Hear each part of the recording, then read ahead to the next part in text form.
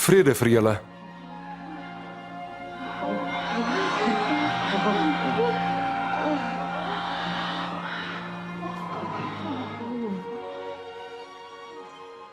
Waarom is julle verskrik?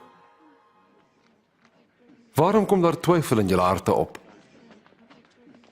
Kyk na my hande en my voete en sien dat dit tog ek self is. Voel aan my en julle sal weet. 'n Gees het tog nie vleis en bene soos julle sien dat ek het nie.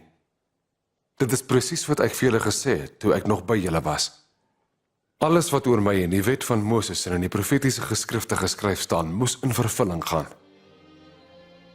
So staan daar geskrywe. Die Messias moet ly en op die 3de dag uit die dood opstaan.